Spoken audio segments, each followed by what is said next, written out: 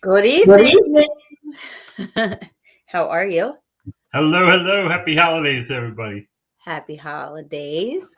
Welcome, Michael, to Paranormal Brew again. Thank you so much for having me. I always love coming in and hanging out.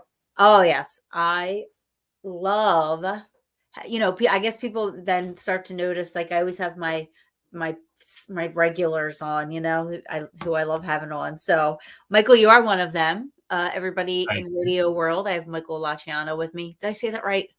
La Chiana. Laciano with me. Yeah.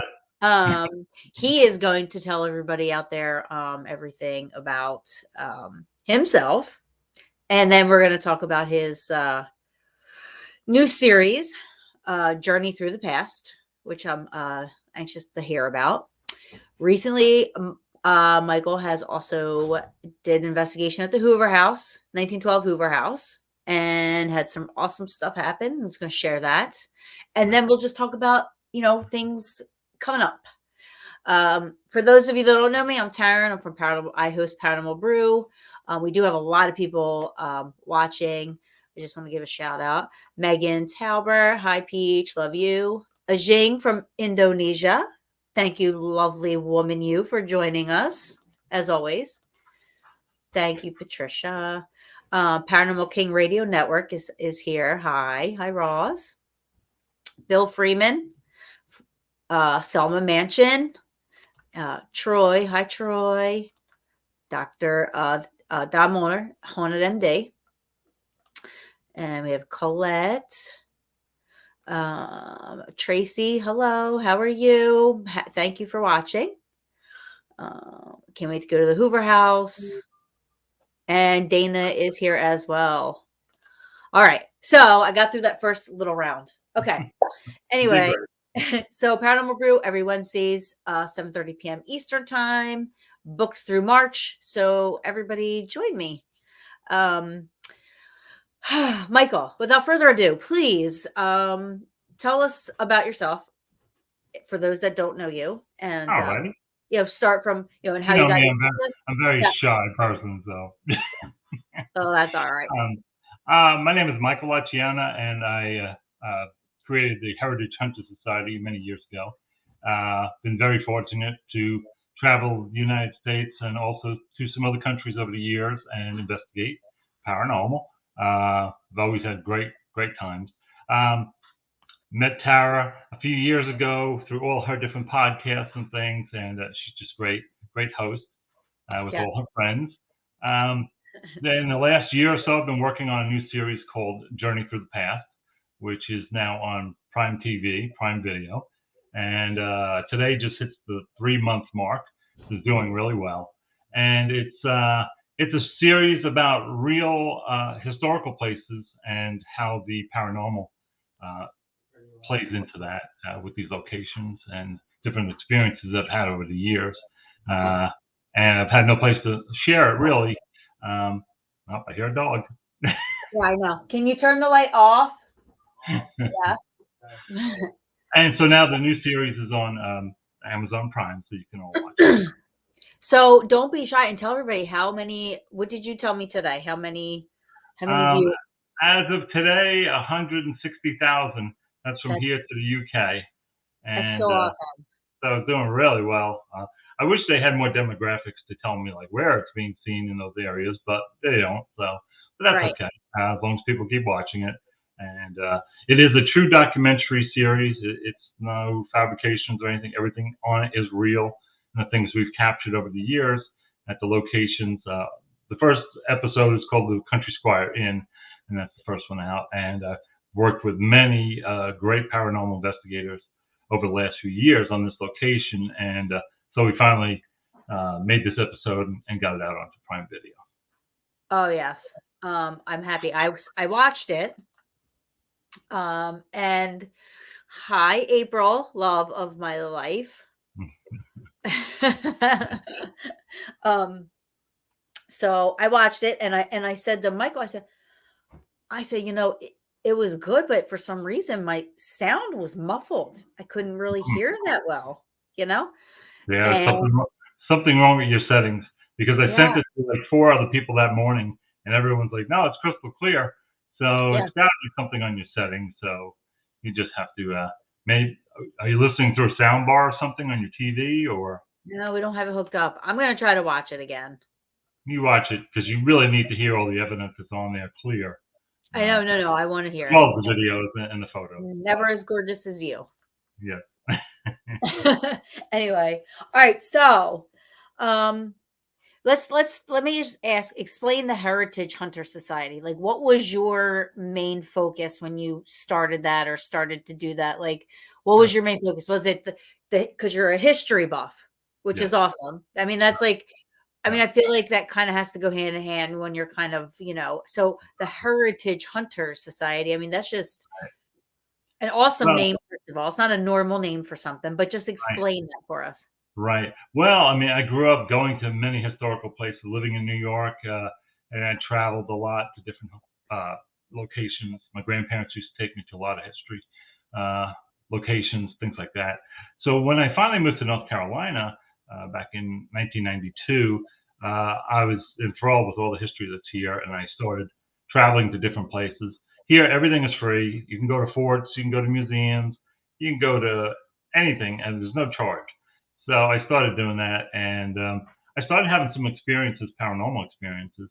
So wait, And, but prior to that, you never you weren't into the paranormal. You were just oh no, I've been into the paranormal since 1978, since Oh, okay, since I'm okay. 14, So right? yeah, So well, I mean, I started the way I first got into the paranormal. I didn't have any experiences as a younger child, but right. at age 14, I became a musician, started getting into music and recording, and I learned how to record with audio and reel to reels.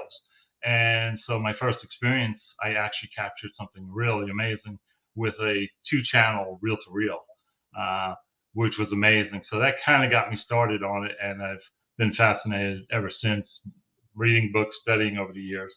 And then as the digital technology came in the mid 2000s, then it really took off because you were able to record so many better things.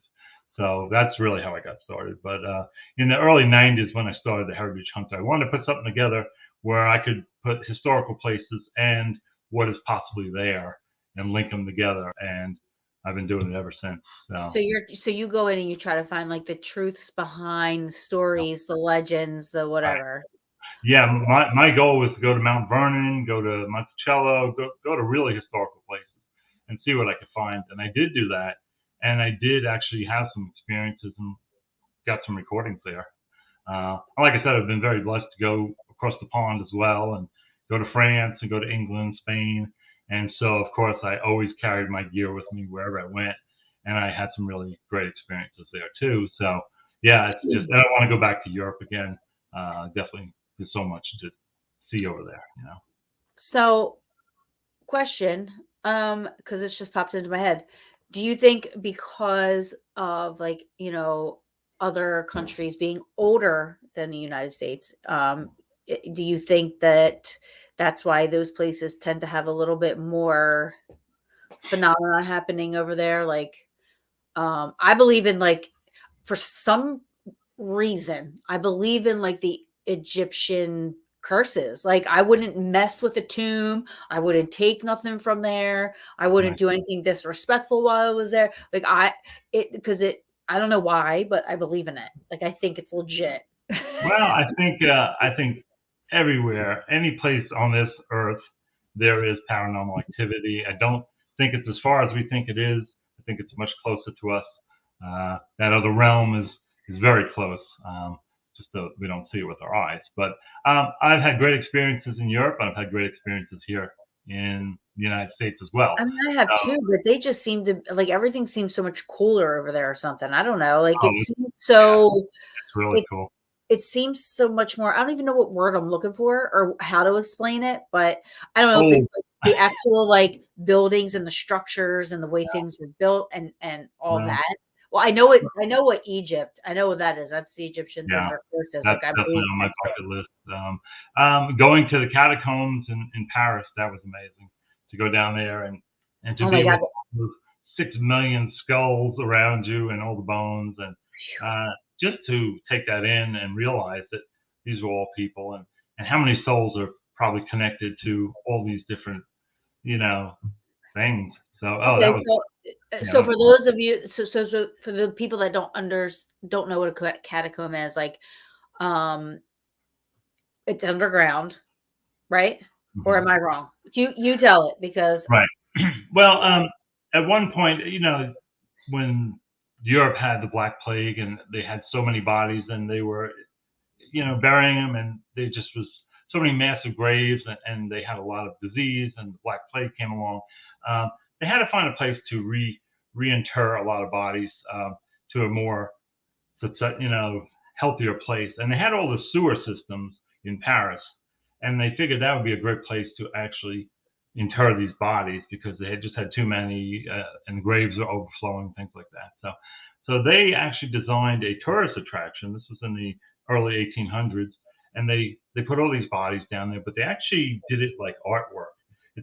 You just don't go down there as body bones. like, I mean, like, wait, they put the bodies there, like the bodies that like just died. There were bodies from all No. over. They just, graveyards were filled, and they just couldn't even bury them in it, and it was creating disease. And that's how they were getting the Black Plague and different diseases that people were not surviving. So it really. Wait, were the people in boxes though, or were they just laying on each other? Don't know as far as that, but they did take all these extra bodies that they had, and they did put them down the sewer systems, but they made it as a tourist attraction. So they didn't just throw them down there. They did all kinds of artwork with the skulls and things like that. So it's very interesting. And so, and that was a tourist attraction even in the 1800s. So, and look, to this day, people are still going there and visiting that. And well, like, at what point? Okay, so in the 1800s, right? Yeah. Like, at what point does somebody go, you know what would be cool? You know what would be a cool tourist attraction? How about we take the skulls of all those people that died, make them all artsy, and open it up for people to come and pay and see it? I'm sure it had to do with the churches. I'm sure, and money and the different things. Oh, I'm not mad about it. I think it's, I think it's cool, but I mean, I think it's really ingenious that they did. Right, but if I thought about that, Yeah. I'd be like, people are going to think I'm crazy. Well, they know you're crazy. So. We know you well. But it is fascinating, and like I said, and that's not, France is not the only people that have catacombs. It's very common. Is there anywhere in the United States that has it? There are some. I can't remember offhand, but there are. But I think over in Europe it was more popular to do that. Don't know, but yeah, I mean, it's really Italy. There's a lot in Italy and France and Spain. That's a bucket list for me. Italy. Yeah, you need to go. Yeah, definitely. Once you go, you'll be hooked. I know. That's really not that expensive to fly there. You just go in the off season, and you can do Airbnbs, which are really cheap and things like that. I mean, because I want to go to Pompeii, and I want to go. Oh, yeah, me too. That's one place I would definitely want to go visit. Right. Obviously, Rome and the Basilica and all that stuff. But I have family there still. Oh, really? So my grandmother is, from the boat, right from the boat, and so. Well, what are you waiting for? You better hurry up and get there. I know. I heard that they're so friendly too. Like, I mean, like, I heard that you just knock on the door and you say, "La familia." They're like, "Oh, family, come in." They can just let you come in and they start feeding you. And I'm just like, I can't wait. I'm like, what if one of my family owns a vineyard out there or something? I'm like, there you go. all I picture myself is like Little House on the Prairie, like rolling down the hill in the vineyard and just calling over to the US and being like, "Hey, listen, I'm going to work for my family on their vineyard for a little bit." Yeah, go for it. Why not? Do it. Don't say it. Do it. There's no time like now. That's what I'd say. A couple of people in here said they've done the catacombs. Yeah. Oh, really? Awesome. Wow. Yeah. In Italy. Oh, that must be awesome. Yeah. And I did that. Lena says she did the ones in Paris. Paris was amazing. Yeah. The first day I went, the lines were actually around the block at 8:00 in the morning, and you would have waited all day to get in. And then I found out that you can actually make a reservation and you can walk right in. So we did that the next day. And then while all these people were standing there for hours, we just walked right up to the door. Like, that's what I do. Well, that's what I do when Yeah. I go to Eastern State for the haunted attraction every year. It's my favorite. I'm Oh, sorry. yeah. Anybody can have an opinion all they want. The Eastern State Penitentiary haunted attractions, I've gone every year for like the last 12 years, right? Mm. And I pay that extra $10. It's $10 Right. for the Yeah. speed pass. Yeah. These Yeah. people are literally wrapped around Eastern State Penitentiary. Yeah, that's crazy. Yeah. Wrapped But they around have to do because it. they want to pay the $10. Oh, yeah. You know, who wants to be a tourist? And I'm walking by with my fast pass. I'm like, suckers. People are hating you. Like, hate yeah, but Pew. you need to go. Definitely need to go. But that's one of my favorite. I did go to London. I love London, and I have a friend that lives there. I never got to meet her in person. So when I finally got over there, I texted her and I said, "Hey," I said, "let's go have lunch." And she took me to the most haunted tavern in London, and we were there at 10 o'clock in the morning, drinking pints, and just enjoying the place. And it was so historical. And the manager came over and said, "Oh, he asked what we were doing, and we told him what we do, and he's like, "Oh, would you like me to give you a tour?" I'm like, "Oh, hell So yeah!" So yeah. of course, I had my little case with me and my recorders and cameras, and we walked around for about an hour. And it was 4 different floors. The first floor was the bar. The basement was prison cells.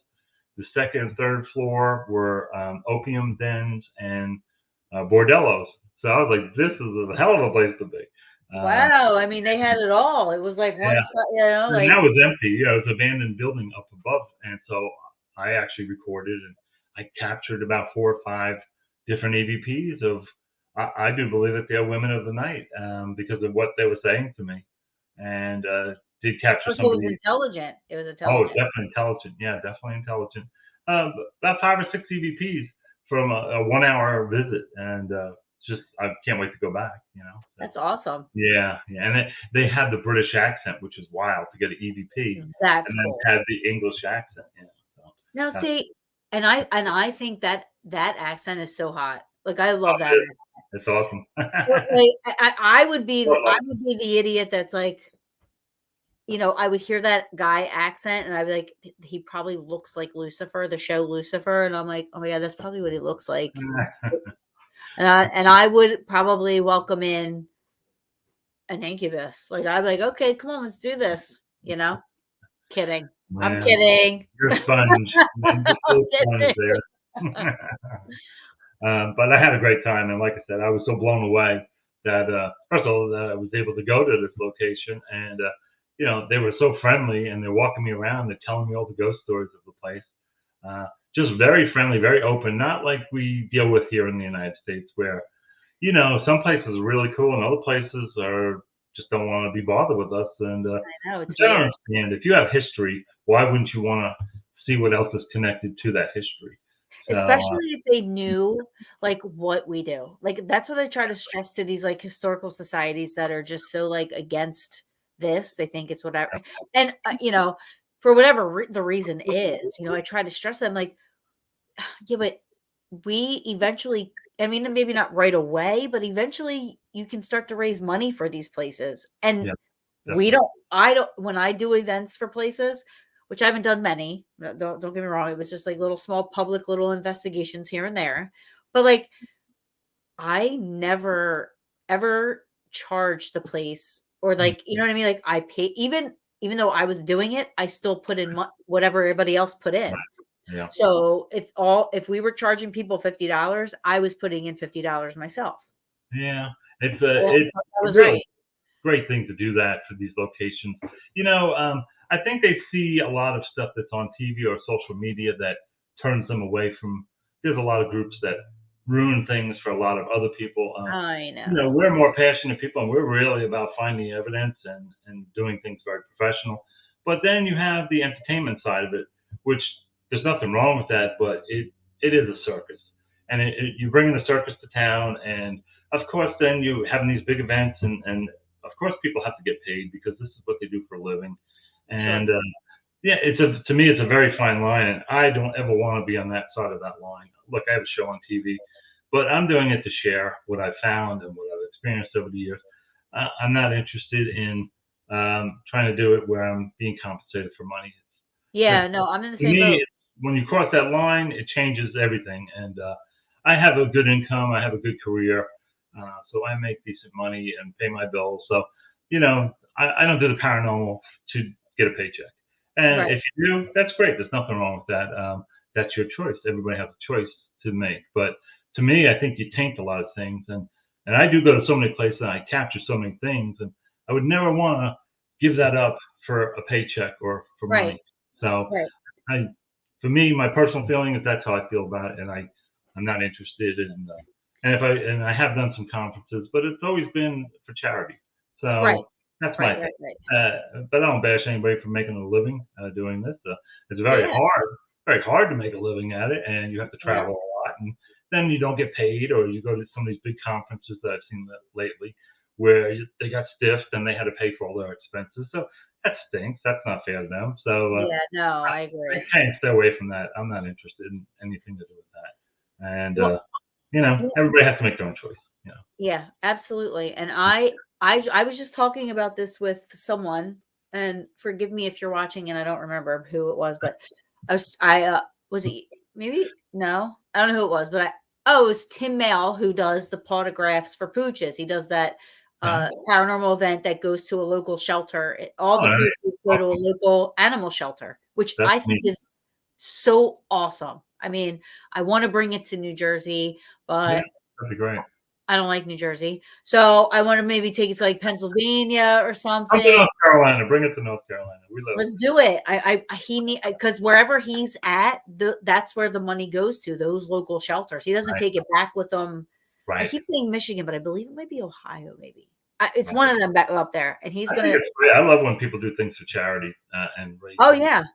for different, historical things like that. I think it's awesome. Well, It's really the way to go. yeah. And then when you see your money's going to something for good, that's like awesome. You know what I Yeah. mean? Yeah. So, okay. So I had like 3 questions in my head. My ADD is like, forget it, move on, you know. We can talk about the Hoover House. We have to, yeah. But I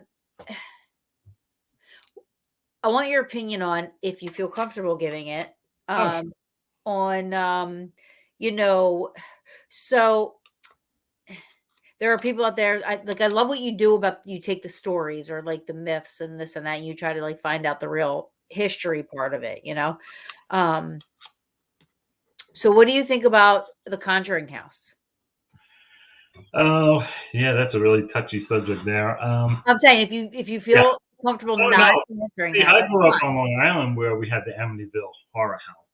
And, Well, that's another one that's I controversial. had friends that knew families and people that lived in there after the other families.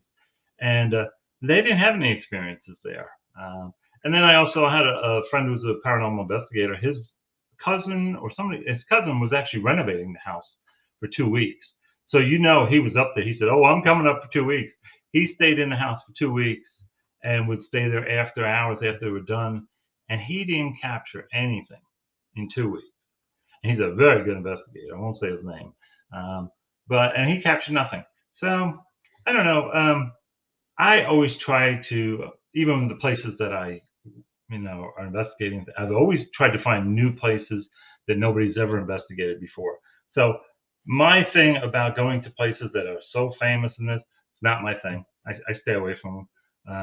Amityville Horror, the Conjuring House. To me, it's paranormal tourism, and it's just not my thing.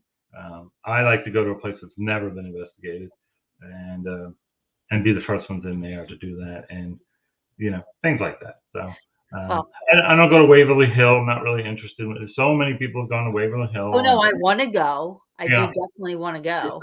doesn't interest me because it's been so overrun. Like I used to rent the Battleship North Carolina.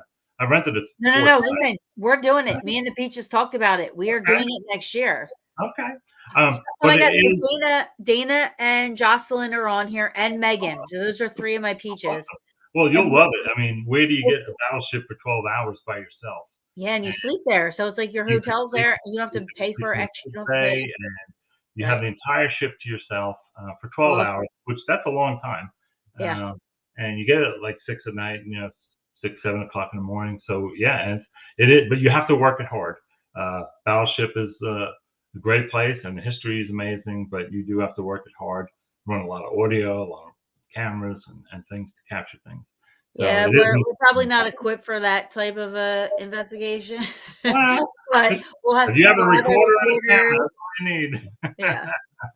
You don't need a lot of things. I love thermal. That's my thing. And even in the series, in the new episode, you see the one thing we captured with the video. So that's amazing. I've always loved thermal video. I'm not so much a big fan of thermal photography because it's so hard to capture something, but video is amazing. And so I like to Wait, use that. thermal imaging, you mean? Yes, thermal imaging. Yeah. You don't like that? Oh, I do love it. I love it. I love it. Oh, okay. I run a lot of video because you're going to capture something. Why not get it on video? A split-second thing that happens if you're trying to take a photo with thermal, you may never get it. So I love the video. So I always run a lot of video with that. Really? That I've had some really good experiences with full spectrum. And I just love audio, video, photography, and personal experiences. That's how I investigate. I don't use these toys. I don't use a flashlight. I don't use apps. And I've tried them all. I've experimented with them all over the years. But even when you get something, it doesn't really prove anything. Really solid evidence. So I want a photo. I want a video. I want something tangible that I can share with other people. But it's hard to get that stuff. People think that they get so easy. I don't even bring my camera out anymore. I don't. Well, shame on you. I bring my video, like I'll bring my full spectrum camera. Right. That's good. It has a video on it if I need it, but I work hard. When anybody that works with me, if we're doing 6 hours, you're working hard for 6 hours. Yes, I want to do it. I want to do it. I want to do the Mike Chiana, paranormal. Well, you don't even bring equipment, so how can I bring you? Well, don't you have equipment I can use? It's going to be it's the Chiana Paranormal Challenge, and it's going to be like the Tough Man Challenge, and let's do it. I wish there were more people that are really serious out there. There's a million groups. When I started, there was 200 or 300 groups, and now I can't even count how many groups there are. But there's so many that don't work hard and don't really find really great evidence, and that's what we all should be doing. And it's fine if you want to go out and thrill seek and do that and make it into an event and have fun, but that's not real serious investigating. So I just wish that there were, and I know that there are a lot of right out there, but you have to be so serious and you have to really work it hard. When I go on investigation, we stay very quiet. We don't talk a lot. We split up into only 2 groups, 2 people in a group and separate, because you can't have more than 2 people when you're actually in a certain area.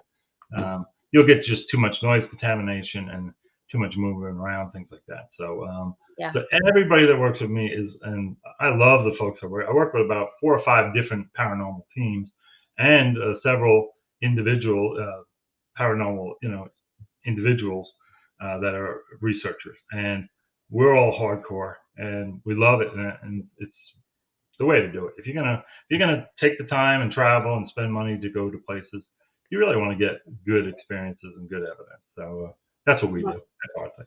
Yeah. So for me, when I go to a place, I literally would be happy.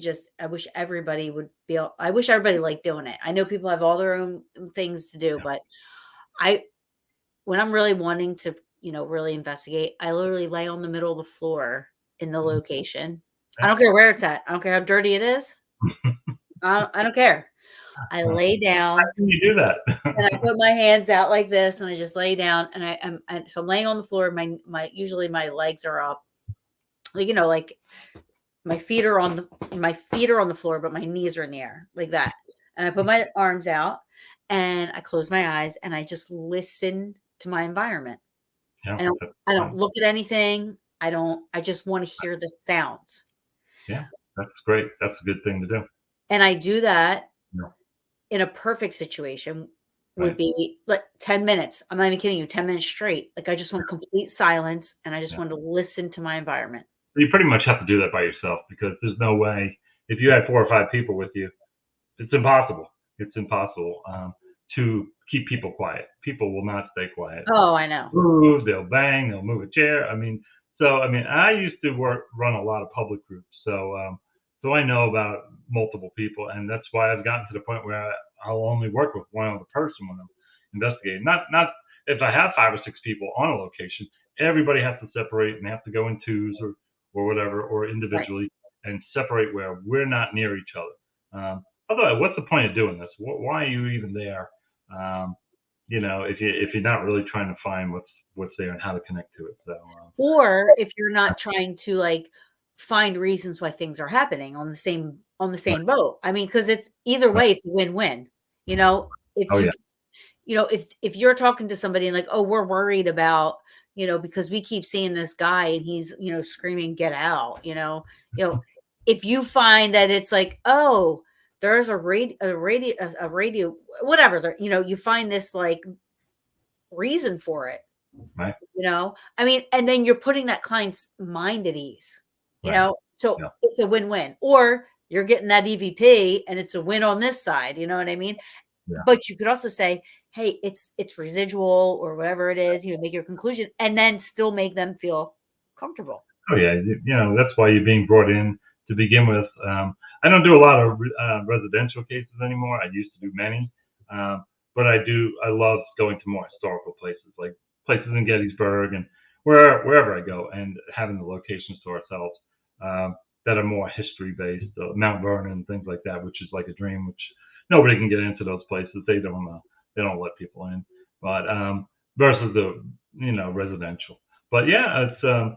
I've done so many residential over the years and it helped a lot of people because many people thought they were going insane and, or their family members didn't believe that they were having experiences, things like that. So we went in and we were able to capture things and prove to the other family members that, yeah, stuff is really going on. And just to bring them some ease so that they realize. And we're not a group that goes in and says, oh, we're going to get rid of the spirits. I don't believe in that. I don't believe that you can. Do that. And it's not my thing. And if you claim that you can do that, that's fine. That's your niche. That's not good. No, I believe that you should coexist with whatever's there. They lived there before you, and now you're the intruder, and now you're living in. So that's what I try to say. Coexist with everybody, and I've taught many people that, and over time things have settled down, and they got back to normal. So yeah. I own a haunted location up in the mountains, so and that took me a long time to settle the things down that were there and still there to this day. You're not going to get rid of them. No, they have free will. They can do whatever they want. That's what I believe. Everybody has their own beliefs. I mean, nobody's right or wrong. So, but I base all my stuff on just experiences. I've done it for so many years now that I just share what I've experienced, what I've captured.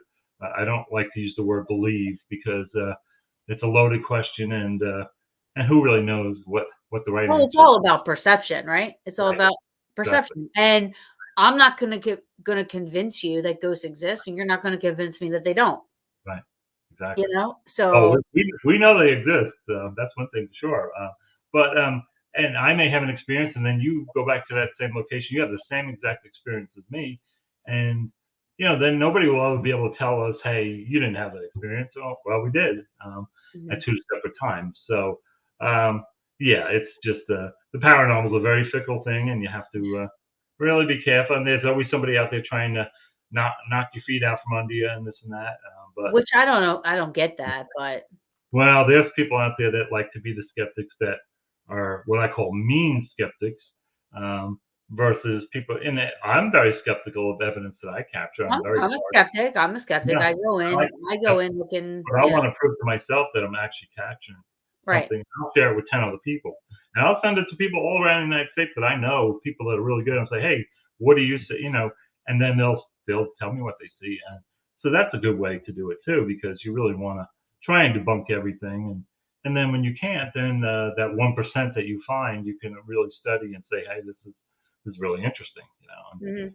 That's how I like to do it. For me, like I like to go in not really knowing anything. And I know that a lot of people do the opposite.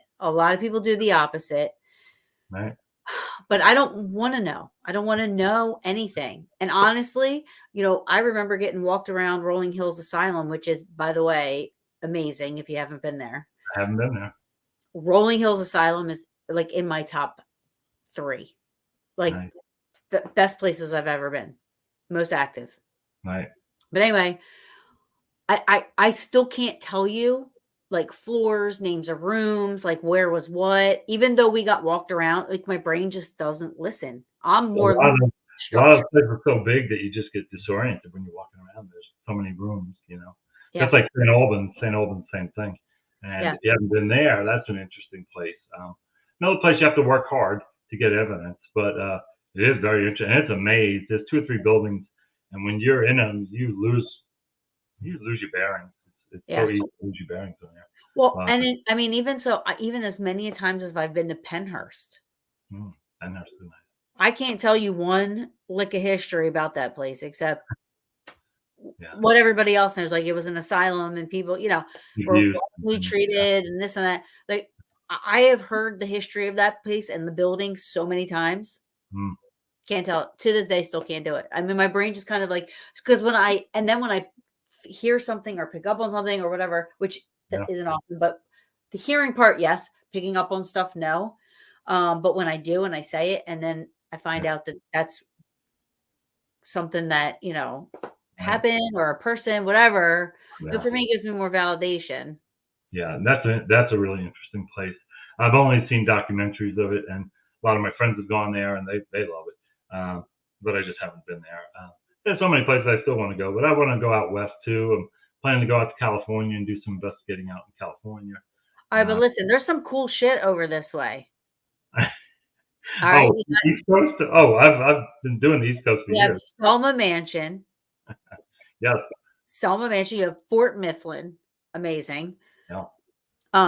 You have, Penhurst. You have Eastern State. You have the Burlington Mount Holly Jail. Yeah. Oh yeah. Supposedly the pagoda in Reading is haunted. Or occupied, whatever you want to call it. There's a lot of stuff over this way. Oh yeah. Even I grew up in New Hampshire, and I want to get back to New England because there's so many places up there. Growing up as a kid, I didn't have the opportunities, and I was younger. But I definitely want to get back to New England, New Hampshire, Vermont. There's so many places up there, and I love it. It's very quiet, and out in the middle of nowhere. And the Mount Washington Hotel, I'd like to go there. That's definitely like the Stanley Hotel of the East Coast. Yeah, Stanley, I would love to go. I see a lot of different events go on. Stanley or Stanley? Because Shanley is a one in New York. Right. Shanley, I've heard of. I've never been there, but I know you got Stanley, I want to go to for sure. Yeah. Stanley. Yeah. I want to go to Shanley too, actually. Yeah. We, like I said, the United States has so much. Okay, but I want to say something about what you said earlier about not going to locations and stuff like that, whatever. Right. So you know me, Gettysburg is my heaven, right? Now, Gettysburg is a frequent like anybody paranormal, either 99.99999% of paranormal investigators that are in paranormal research, whatever it is that they do or they don't do. Oh, my first experience was Gettysburg. Yeah, it's a great place. Right?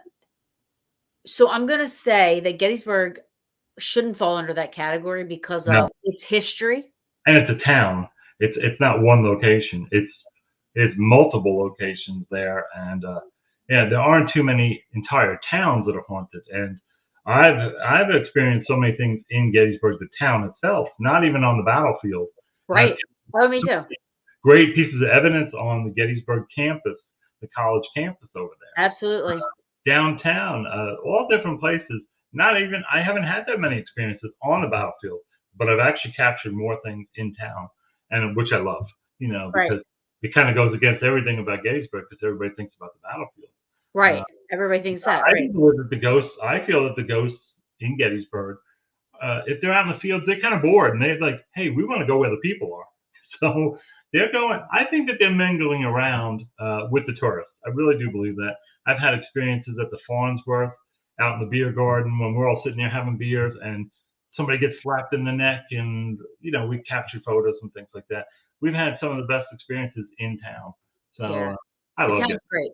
Yeah, I But love but the paranormal didn't bring me to Gettysburg. Gettysburg brought the paranormal to me. That was my first experience. That's true. I was going to Gettysburg because I loved the town. I wasn't even a history buff at that time. I had no idea Really? about Gettysburg. No idea. My mom made me go with her. She made me. I fought her. I was like, really? What's in Gettysburg? You know, and lo and behold, I have the coordinates tattooed on my arm. And now you're sitting up on little round top by yourself, getting the sun. Yep. I'll go to Gettysburg for a week and a half to 2 weeks by myself, just by myself, and have a I was up blast. there in October. I went by myself, and I went and stayed at the Hoover for 2 days. And Oh so yeah. Oh I'm yes. planning for the show because I actually captured some crazy things at the Jenny Dude, Wade house. okay, So share. that's Yeah. gonna be in one of the episodes for the end Are of you this not week. allowed to share it? I'll share it when it's on the show. It's Oh, I amazing. thought you were gonna share what It's happened. amazing. I'll share at the Hoover House. Yeah, I'll tell you Yes, about yes, yes, it. yes. I'm talking about the Jenny Wade house that had Wait, hold something up. come out. I gotta Yeah, turn my heater down because sure. look at my cheeks. They're like, I'm burning. Hold on. 3 seconds. Oh my goodness gracious. Yeah, the 1912 Hoover House Inn. Okay, wait. Everybody needs to go there and investigate there, stay there. Jim and Dave and Steve and Pam, best hosts, and place is so cool. Now you went there originally when they first opened, right? Or were you at Yes. the Lookout? Oh, I went to Lookout too. Lookout House. I Yeah, never investigated the Lookout. I just went there to visit to visit, right? my love of my life friends, my love of my life couple friends, Pam and Steve, because I love them so Yeah. much. And I can't leave out Chucky, their dog, who has won my heart over 10 times over. But And so you have been to the Hoover, right? yes, I have been to the Hoover. I was excited about the elevator. I rode on the elevator. I was very excited about that. So I am a child. So did you stay there? Did you actually stay at the Hoover? Yeah. Mhm. Okay, nice. And Yep. did you have any experiences? Yeah, and I also left my recorder on overnight, and I've yet to get through the whole thing because I have to keep stopping it and like texting Pam and like, have you ever heard this noise before? She's like, no, I don't know what that is. I'm like, okay, because I was sleeping, so I don't Yeah. know. The 2 nights I slept at, that house was so quiet. I didn't hear a peep. I didn't hear nothing, which I was listening for, as I was laying there resting. But I actually, when the bash was in August, and we were all at the bash, Jim had invited a few friends over to come and check out the house. And so me and my friend Brandon went, and it was beautiful. I mean, the house is incredible. I can't believe I it. love the bar. And the town is really awesome. Yeah, the town's awesome. Really cute. So we were there, and they were doing some sessions in the parlor they like to do the table tipping. And so I was like very skeptical of that. I'm like, yeah, okay. I said, do you mind if we go upstairs and just do some recording while you guys are down here? And like, oh, go help yourself, do whatever you like. So we went upstairs and we started doing some recordings in some of the rooms. And it wasn't about 10, 15 minutes later, Jim walked all the way upstairs and he said, Mike, you got to come down. I'm like, why? What's up? And he's like, somebody's here and they want to talk to you. I'm like, oh, really? Okay. I'm like, okay, I'll just be cordial. I went down, and of course, they sat me down with the tables, and they had some other folks that were there. I didn't know, but they were very psychic sensitive folks. And I said, so who's here that wants to talk to me? And they're like, well, he's a really tall, big, burly guy. He looks like a lumberjack. And they're like, do you know anybody like that? I'm like, I'm going, oh my God, yeah, my friend Chad, who passed away several years ago. Yeah. And he actually did pass away in Pennsylvania. So I just mentioned, I said, well, it could possibly be Chad. So they went on, and they started describing him and saying, wow, he's a real ball buster. I'm going, he is a ball buster.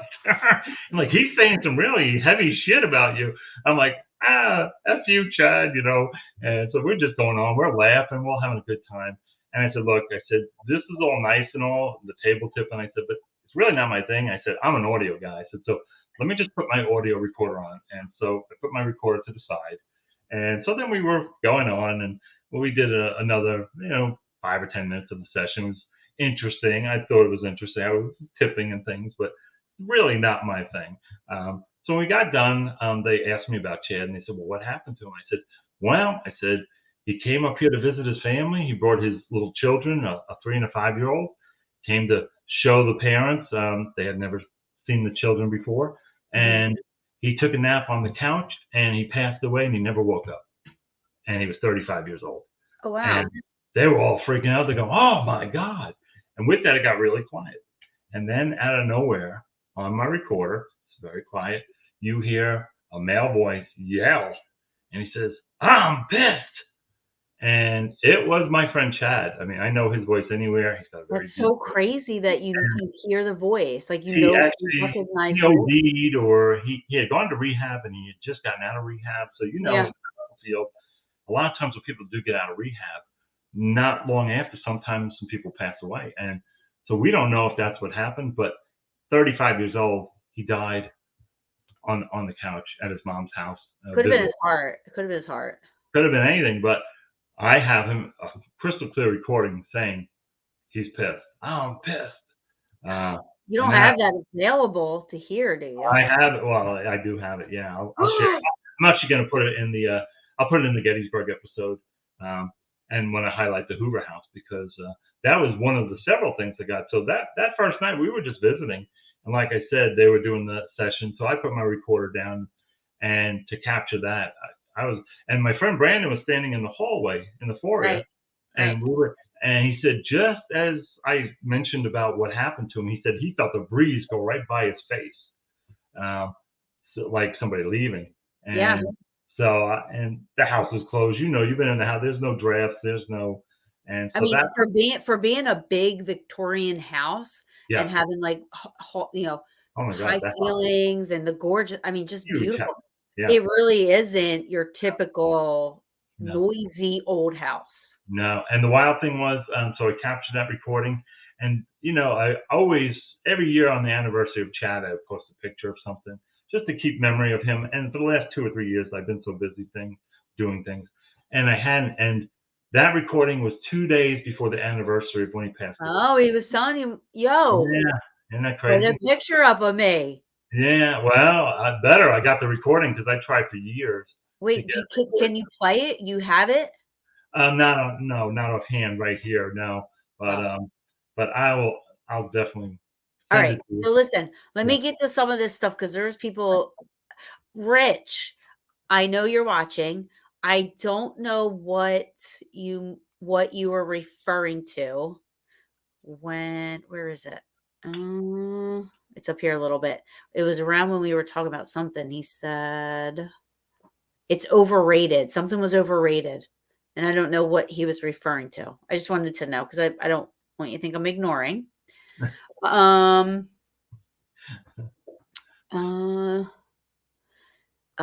Becky Webb Evers. Hi, Beck. So Troy Haney says Maine mess hall and sick bay have always been good for us when we do the battleship. Oh, yeah. I can't wait to do that shit. I cannot.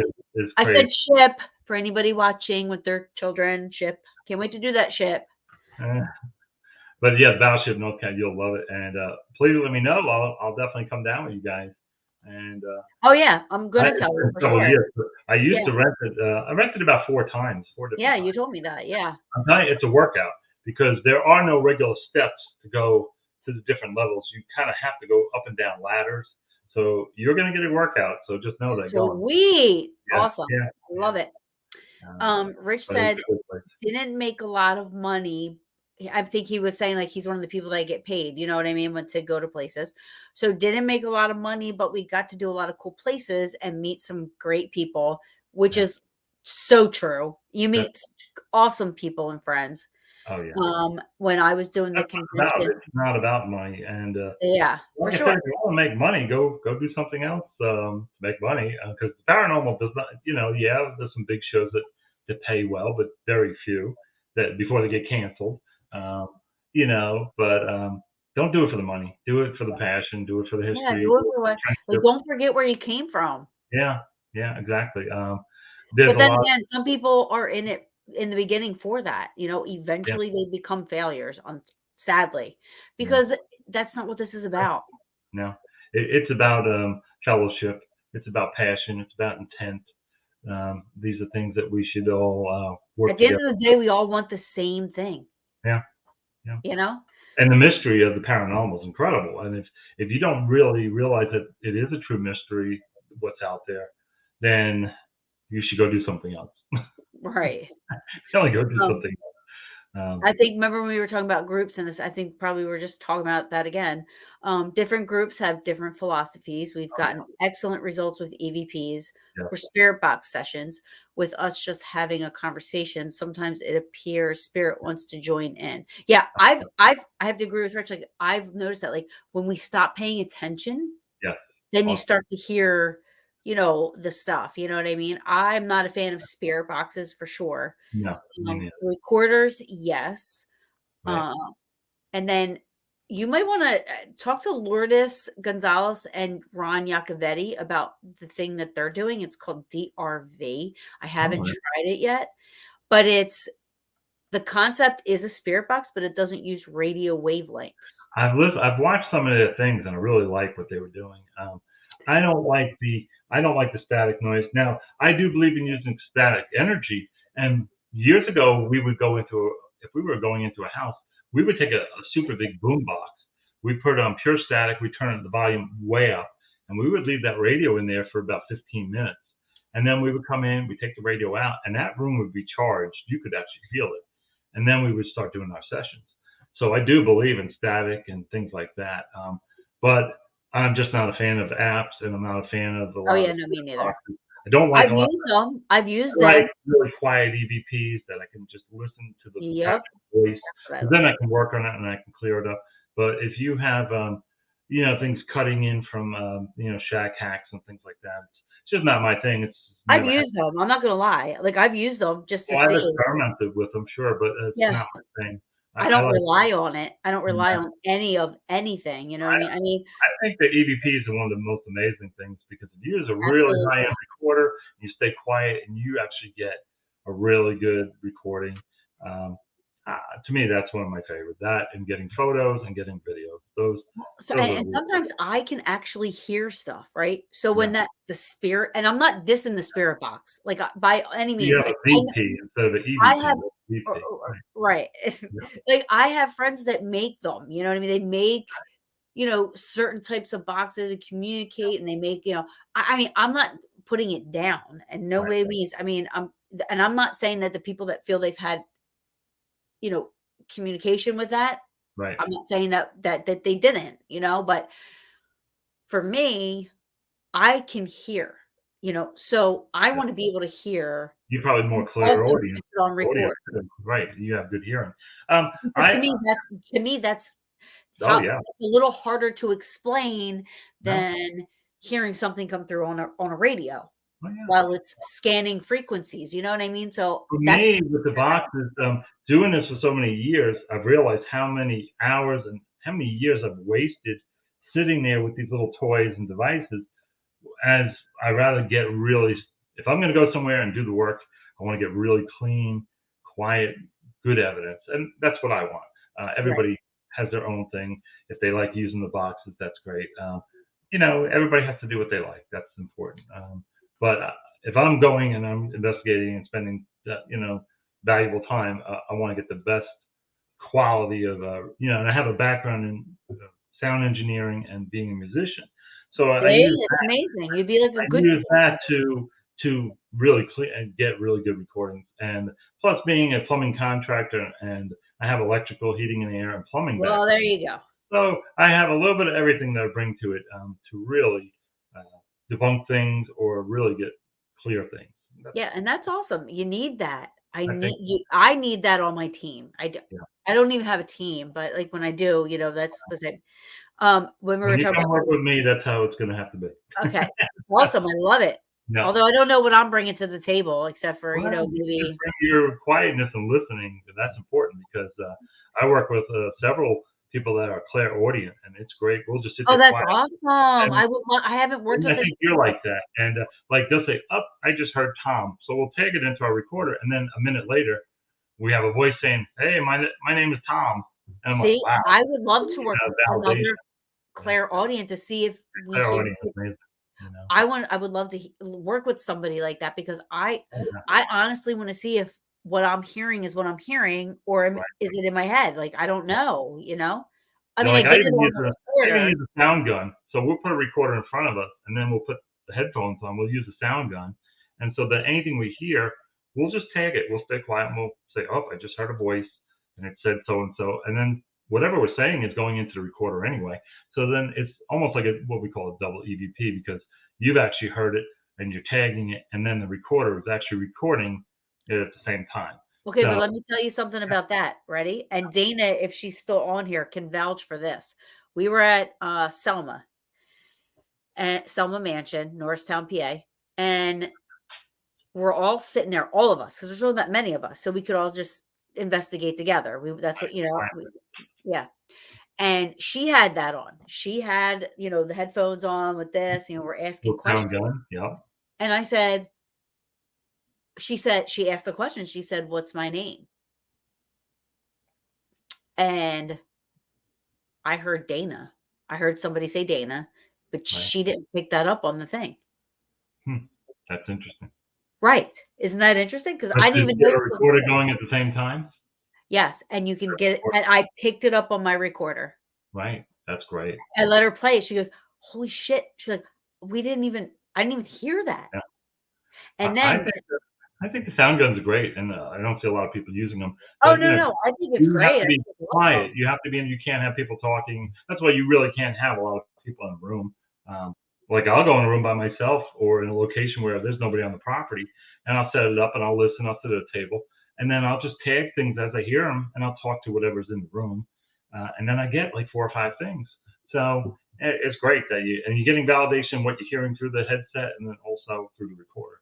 So it's awesome. And that's the thing. Like, I mean, Yeah. every time when I was at Gettysburg with SRS Paranormal, I tell this story all the time because it's the most recent, but it was so awesome. You know, they were going to smoke cigars and say, "Hey guys, you guys want a cigar?" Which is awesome.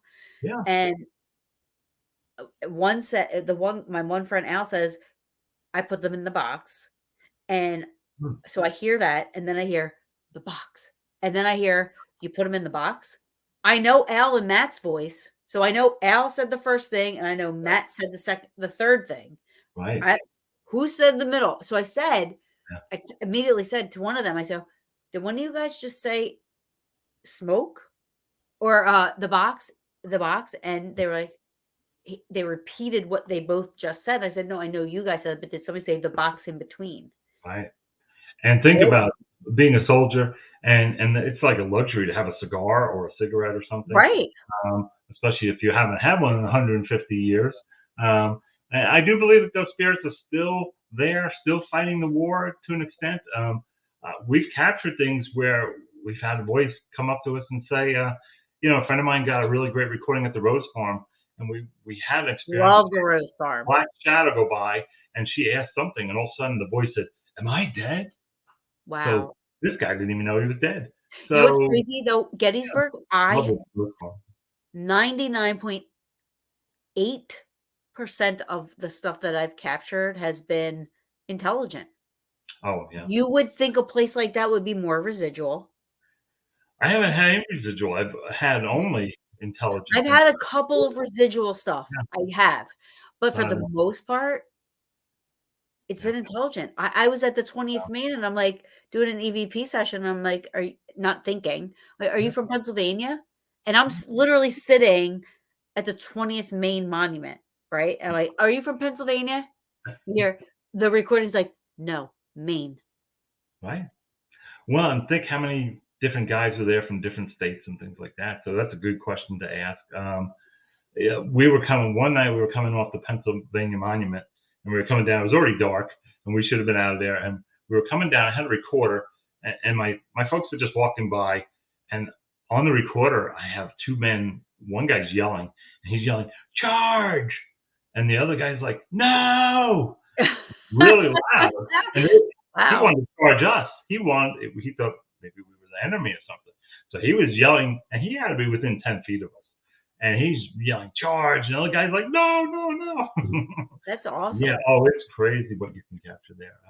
And I love people that go there and say, "Oh, I'm here for the history," and then you see them wandering around with their recorders and stuff. So, So there's a shirt in Gettysburg. It says, it says Gettysburg, a historic town with a ghost problem. that's a shirt I need. I love that joke. I know. I love it. I love it. I love it. So, what is your favorite? So, you have the battlefield. Yeah. And you have different locations. So, in town, like, what are some of your favorite places that you might have had experience? Because I have some I'll share with you. So the Inn at Lincoln Square. Okay, I've never been in there. Never been. I have stayed there a lot. So, and it's the best. I love it. It's right on the square. There's only 3 suites in the house, and then they have 2 or 3 townhouses Right on the back that was added on. But the house, the main house is the original, and it's only 3 suites. Right. I've had so many experiences. Like the first time I stayed there, I was with somebody that has never done paranormal stuff. I brought myself just in case, so I didn't think I was going to be doing any investigating. And we literally laid down on the bed and just sitting there talking, and it almost sounded like bare feet just running across the wooden floor. And I was like, "Did you just hear that?" And he goes, "Yeah, I heard that." I was like, "Get all my shit out right now. Get all my equipment out right now." He goes, "What?" He's like, "We got to sleep here." I'm like, "You'll get over it. Like, let's go." Like, it doesn't matter if you're sleeping or not. Right. I got to turn this heat off. Turning it down was not helping. Anyway. I love, a lot of people don't go on the campus of Gettysburg, the college. Oh, no. That's awesome. I actually, the first time I ever went in 2011, me and my buddy went and took the Mark Nesbitt tour, and had an excellent tour guide go with us, Amanda.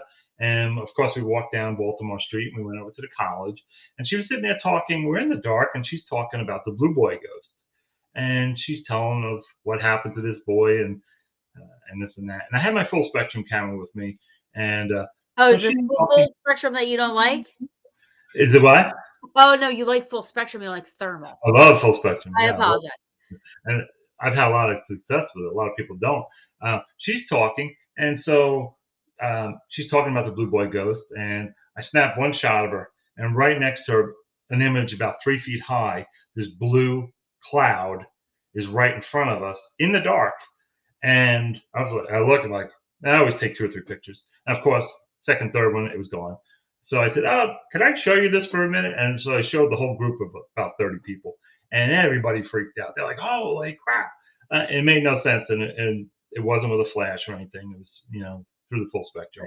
Listen, and you don't gotta convince me of anything in Gettysburg because. Oh yeah. So that was the first year we ever went. That was 2011. We went on 11/11/11. Went on Veterans Day. My first time there was 2007, right. And my mom was into it. My mom was all into the ghost stuff. My mom was, right? And I'm like, "You're crazy. Why? What is wrong with you? Why do you even want to?" I was afraid of it. You're carrying on the crazy. I wanted nothing to do with it, right? And we're in the park the first time I've ever been there. It's that night. Now I fell in love with the town the second I got there, but this woman wants to be on the battlefield at, until 10 o'clock at night when it was open, right? So it's all dark and dust, nobody else is around. Yeah. And we're at the wheat field, right? And this is when they didn't cut the wheat yet. So it's like this high. Yeah. First thought's like Children of the Corn. Second thought's like, oh my God, this is, I've seen this in horror movies so many times. She's like, I want to get out and go and go to try to communicate with the spirits. I'm like, Mom. I'm like, what? I'm like, what are you doing? No, I'm like, you can go. I was like, but I'll wait here. I said, but hurry up. And as we're discussing this, 3 hard bangs on her side of the window. Like it was like boom, boom, boom. The window shook. Wow. Actually, I take that back. I first thought she farted because I smelled the nasty. Now, at the time, I didn't know what that was. Right. Phantom smell. but I was thinking sulfur, right? I didn't know that what that was at the time. I told somebody and they're like, "Oh yeah, that's sulfur," Yeah. or whatever. So I It's smelled it. the both bodies, I was yeah. like, as we're arguing about what we're doing, I'm like, "Ew, did you fart?" She was like, "No, I think that was you." I'm like, "If that was me, I would claim it. Not that was not me." And then the 3 knocks really hard on her side of the window, which is ironic because she's the one that wanted to get out and go communicate, Right. not me. Did you get out of the car after that or no? She did. And I You said, you stayed "Oh, in the no, no, car. no, she didn't, not that night," because that happened, and I go, "What was that?" And she goes, "I don't know." And she goes to grab my handle, I'm like, I took off out of that park. She's like, "What are you doing? I wanna communicate." I said, "You can drop and roll. I will be waiting for you on this street. I would love go ahead, go communicate, have fun, do whatever you wanna do. I don't care, but I'm Well, not." look at you now. She's I very proud of know, I know, I know. If I'd have known then. you. Is she still Um, with us or has she passed on? no, no, no, she's here. Yeah. Oh, well, then she's really proud of you. Well, I mean, she's introduced me to Gettysburg and the paranormal, so Most she family members are not into, don't like that we're in the paranormal. Majority, if we talk to a lot of investigators and ask, majority will say, "Oh no, my family doesn't like this at all." So, oh, no, it's the complete opposite with us, like, right, I that's great. wanted no parts of it. I remember being 7 years old, and I went to my and shit was happening in my rooms, and something my brush went flying across, and I would go downstairs to my mom. I was scared out of my mind. I was like, "Mom, my brush just flew across the room." Now, most parents probably would have been like, "Oh, honey, it probably fell off and you're exaggerating, right?" No, my mom's like, "Oh, that's probably Brad." And I'm like, "Who?" She's like, "The ghost that lives here." I was like, She even "What?" knows his name. Well, no, no, no. She said, I'm like, "Who? Brad?" Yeah, I named him Brad after Brad Pitt so that I'm not scared. Oh So my that when I think about it, it's Brad Pitt. that's And I'm like, funny. "Oh my God." But no, she didn't comfort me from then on out. I was just scared to death. And I would sleep with my back to my room, the light on. I would have a little music playing because I didn't want to see him, hear him, feel him, nothing. Right. You're scared. Yeah. And then I had that experience and I was like, afterwards, I thought, wow, it wasn't that bad. So then located like somebody that was going on a ghost hunt that night, the next night, and we joined in and I really did have an actual like experience that night. Yeah. Oh, yeah. And that wasn't that bad, and I said, "You know what? I'm a little interested." Yeah. Now, how old were you? What age were you? This was 2007. Oh, okay. So, yeah. Yeah, it was That's older. Like, my whole life, I wanted nothing to do with the paranormal. yeah. Nothing. So you saying that you stayed in the square there? What was the name of the hotel there? The Inn at Lincoln Square. The inn. So down the street there, have you ever passed? Especially when you're going over to the Bash, have you ever seen the Days Inn over there by the Yeah. dairy? Oh, I've stayed there many a times. That place is haunted. I've stayed there several times, and the first 3 times we stayed there, we had many things happen to us because people don't realize that building is actually sitting on Camp Letterman, where that was the first big field hospital that they set up on that property. So there's all kinds of spirits walking that Oh, property. yeah. People don't realize that the Days Inn is definitely active. But the first time I ever went there, I had several things happen to me after coming back from investigations and things like that. So I tell everybody, I said, if you want a nice, quiet place that's affordable and it's haunted, go stay there. Don't So I mean, like, I anywhere. always I get where are the best haunted places to stay? I'm like, you really can't go wrong. You just have to be at the right place at the right time, and yeah, it's really how you're vibrating. I believe in vibrations and how we vibrate, and that's how we communicate. That's how we get on the same level as the spirits, vibrations, things like that. But I believe though that Gettysburg brings that out in people. Like, Yeah, the yeah, people that have the experiences, I mean, everybody that I know that's had experiences in Gettysburg love Gettysburg. They yeah. love it. So I think when you get there and you have that feeling and that vibe, that's why I always play the lottery when I'm in Gettysburg because I'm like, when I'm there, I'm like so happy and carefree, and I'm like, I don't care. So my house could be burning down. I'm like, okay, we'll figure it out. You know? Well, not your new house. I hope that doesn't happen. Oh, no. But I'm just saying, like, Yeah. I love it, and I do like to travel. I like to go with a lot of friends. It's great. This year, I was able to bring some friends that had never been to the Bash. They loved it. They were like, "Oh man, we're coming back every year." I'm like, "You Bash guys is awesome. just don't know what you're missing." I said, "You get to meet so many people that Make are sure you down get to your earth." room, though. Make sure you get your room. Oh yeah. Well, I'll be at the Days Inn. That's where I get my room. I always Oh, say the Days Inn. It's only up the block, but I just like to be over there because it's quiet. And yeah, Pam and Steve do a great job, and everybody that's involved is incredible. And I've been to other conferences that were not like their conference, and theirs is just down to earth and just easy going, and it speakers. trickles down. It trickles down. Yeah, and the speakers have really good things to talk about when you go into the little event rooms. Um, I just love it. Yeah, there's no celebrity BS there. Yeah. No, That's yeah, what I agree. I like about it because I don't think that most of the celebrities I've met, I've never seen any evidence from at all, other than the TV shows they're on. Uh-huh. And I'm an evidence person, so I'm going to gravitate to those people that really work hard at getting really good evidence and sharing it with people, in our community, not just on TV That's shows. probably why you Personal. gravitate towards me, right? Yeah. Well, I share all my stuff with I'm kidding. yeah, well, we're down to earth anyway. When you're riding on the little luggage cart through the hallways there, Oh, you remember yeah, that? she's boring. She's not any fun. So Dana agreed, still love residential. Me too. Residential is great. Troy Haney says you can hear everything at Hinsdale. Sound travels all through that place. Oh yeah. Have not been.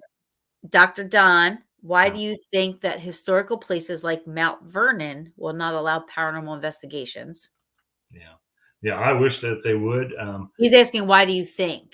Oh, why do I think? First of all, liability wise, and you really just can't have total strangers come into your place. You're dealing with, it's a museum, and there's Yeah, but what if you have like insurance? Like a lot of places will say, okay, we need insurance. a lot of these places don't want it. They just don't. They work so hard to preserve things that I think that they're scared of. And then you turn on some of these crazy channels and you see these people running around the dark, yelling, screaming, and cursing. I So if know. they see something like that, they're going to think that's what's going to come into our place. And so Right. I think that hurts. And those are not real investigators anyway. Those are actors, and those are. I know so many of those people that do those shows that are actually in real life fake, and they are scared to death of the locations they're at. Right. So, and like, why are you even in it? You're in it to make a paycheck, and it's and I will never say who these different groups are, but I know from firsthand experience of people that run the places. They've told me what goes on. But it hurts people like us that really are serious and want to get in. Right. Yeah. People Absolutely. have real good credibility over the years. So I always tell people go to these places anyway. Bring your recorder. Ask if you can record. Take pictures. I know. I went to Eastern State during the day. I walked around with my recorder. Well, I like Mount Vernon. I was just up in Monticello about 2 years ago. I had never been there, and I always wanted to go to Thomas Jefferson's house. So I went on. I drove up there. It was about a 3-hour drive. I got there. It was a Tuesday. I figured, oh, it can't be too crowded. My God, the lines were out the door. So while I'm standing in line, I asked one of the staffers. I said, "Is it okay if I record in the house?" And they're like, "Yeah, sure. We don't care." I said, "I love to record the history and what they're saying." They're like, "Yeah, sure." So I get inside, and I'm in the main hallway, and the staff person starts talking. They see me with my recorder in my hand, like, "Oh, what are you doing there?" I'm like, "Oh, I'm just recording." And like, "You can't record in here." I said, "Well," I said, "the other folks outside said I could, so I just figured I'd record the history. I love the history." So, oh, okay. So I got away with it. And so we walked. And when I take a tour, I always stay at the very end of the tour. So Me like too. if you have 10 people, I'm the last person in the back. So I can lag behind. And we were finishing up the tour, and we were actually going through Thomas Jefferson's bedroom where he had passed away. And his bed was there. And it's really weird because his bed is built into the wall. So that, like, on one side, if you roll out, you're in his library, and if you roll out on the other side, you're in his bedroom, which I thought was so cool. And it was weird because he was. I'm gonna have to Google this. Yeah, so I'm standing there. Everybody left the room, and I'm standing by his bed, and I look down, and there's his actual boots on the floor. And Were I'm they going, legit his boots? they were his boots. They were small feet. I'm like, oh my God, he must have been pretty small. So I'm sitting there and with my recorder, I said, Thomas, are you here? And all of a sudden I hear loud ass bang twice right under my feet. I mean, I jumped because it was so loud. And I was like, oh crap. So I went out the door and I actually went downstairs below that bedroom to see what was down, to see if anybody made any kind of noise. And I got down there and it was the wine area that's roped off. And it's just wine bottles. And there was Oh, no wow. wine there. And I was like, and I have it on the recording. So That's that awesome. that was pretty wild. Yeah, that blew my mind. Maybe that's just, maybe he didn't want me in his room asking questions, but I got it anyway. So Or maybe he was trying to open a wine bottle back in the day. maybe he's banging on the floor. Yeah, or banging it like on the counter. You know how you used to bang it to get the cork open. I think As I'm like made him there. demonstrating with an open wine bottle. Yeah. But it was interesting that happened, and it was super loud. It was right under my feet. I mean, I could feel it under my feet. So I was like, holy That's God. cool. That's Yeah, cool. that was really cool. So, yeah, I don't think we'll ever be able to really get into a lot of these great places like the White House and things like that. But, if The you're White House would be awesome. oh, yeah. I'd love to be in the White House and the You have Lincoln. Clarence? I would love that. But, go on the tours anyway. Bring your recorder, see if you can. Yeah, just walk through. They're not going to let you have recorders in there. They will not. Yeah. Well, just put it in your pocket then. They'll know. Now they'll know. I always have a shirt with a pocket on it. They have like a radar anytime the White House is mentioned. Now they're listening to Paranormal Brew. Whoop whoop. Can somebody get a message to Trump for me? Love you. That's right. You're listening from By the way, White don't House. let this guy from the Heritage Hunters in. Make sure you keep him out, Oh yeah. No, this is Taryn Kerper, not even I Paranormal. tell people, go on tours and you could capture things like the Jenny Wade house. People, think that, and I have rented the Jenny Wade house and we've investigated, and we didn't get a lot in that 2 hours that we were there. But on the first time I ever went on the $7 tour during the day, that's when I got an amazing photo in the bedroom where Jenny Wade portrait is. So that'll be in the Gettysburg episode, but it was amazing. And we had a few people in the room. And like I said, the first shot I took is of an apparition. So it's pretty wild. That's awesome. So I tell people to go on the tours and, take a lot of pictures. And if you get orbs and stuff, that's. I mean, listen, if you can't bring a recorder in, you can use your phone recorder even. Right. I've gotten stuff on my phone recorder. And the photo you got in Gettysburg is amazing on the tracks there. That's I saw that hanging up in Mark's place. As there's your picture. That is like whenever is like, are you getting money for that? I'm like, that's like winning an Emmy or a Golden Globe. My picture hanging on Mark Nesbitt's ghost. You know what I mean? Like, and right in the middle, like I was like, this is amazing. Like I can't even ask for anything more. That's why I said I don't bring my cameras anymore. I'm like, I got it. I'm good. Well, you'll have to break it out. I bring my full spectrum, but that's it. Bring that, yeah, definitely. I've done well with that. I've done well with the full spectrum. I love the full spectrum just for even scenery pictures. Yeah. The pictures that it produces is amazing.